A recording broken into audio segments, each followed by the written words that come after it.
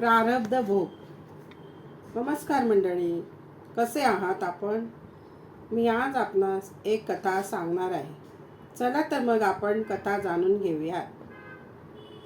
गणेश हरी सोहनी नावाचे स्वामींचे एक परमभक्त होते. ते बडोद्यामध्ये राहत होते. कधी कधी ते अक्कलकोटास येऊन स्वामींचे दर्शन घेत असत. स्वामींचा आशीर्वाद घेऊन ते परत जायचे.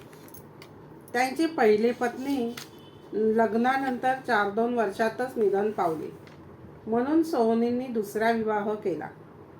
थोडे दिवस त्यांनी प्रपंचाचे सुख घेतले, परंतु दुसऱ्या पत्नीचाही सहवास त्यांना फार काळ लाभला नाही. पत्नीचा वियोग झाला. सोहनी तरुण होते.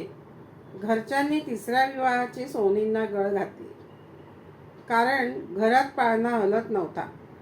सोहनींनी विचार केला की प्रपंच सुख आपल्या नशिबात नाही, तर तिसऱ्यांदा विवाह करून दुःखात कशाला पडायचे. म्हणून त्यांनी ठरविले की अक्कलकोटात जाऊन श्री स्वामींचे दर्शन घ्यायचे आणि आपले दुःख त्यांना कथन करायचे. आपल्याला निश्चितच मार्ग दाखवतील. सोहनी अक्कलकोटात आले आणि त्यांनी स्वामींचे दर्शन घेतले.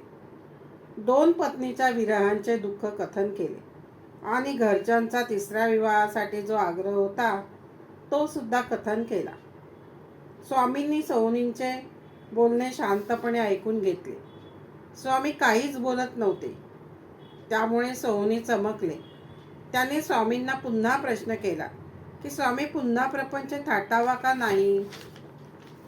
तेव्हा स्वामींनी फक्त नकारात्मक मानच हलविली आणि सेवकांना सांगितले, चला आता आपण राजवाड्यात जाऊ. स्वामी उठले व भक्त मंडळीसह सोहनींकडे पाठ फिरवून स्वामी राजवाड्याच्या दिशेने जाऊ लागले. सोहनींना स्वामींनी लग्नासाठी आशीर्वाद दिलाच नव्हता. स्वामींच्या पाठमोऱ्या आकृतीकडे पाहून सोहनी आपल्या आल्या पावली माघारी वळली आणि ते बडोद्याला गेले. तरुणपण आणि घरच्यांचा आग्रह याला बळी पडून स्वामींचे आशीर्वाद नसताना सुद्धा सोहनींनी एका सुंदर मुलीशी लग्न केले. थोडे दिवस आनंदात गेले. एकदा ही सुंदर मुलगी, तिसरी पत्नी, विचार करीत बसली होती. मनात प्रपंचाचे जाळे विणत बसली होती. भविष्याबद्दल ती विचार करीत होती बिचारी. इतक्यात गणेश सोहनींनी खालून तिला हाक मारली. म्हणूनच लगबगीने जिना उतरायला गेली आणि पाय घसरून खालीच पडली. अजून तिची हळद सुद्धा ओली होती आणि कंबर मोडली. लग्न होऊन अजून महिना व्हायचा होता.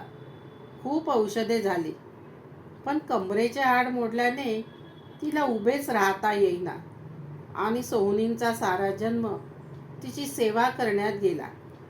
प्रापंचिक सुख त्यांना एक क्षणभर देखील मिळाले नाही. सोहनींना स्वामींची आठवण येत असे, कारण स्वामींनी नकारात्मक मान हलविले होते. त्याची किंमत सोहनी आता मोजत होते. श्रोतेहो, तुम्हाला कथा आवडलीच असेल. कथेला लाईक व सबस्क्राईब करून कमेंटमध्ये जरूर सांगा. श्री स्वामी समर्थ.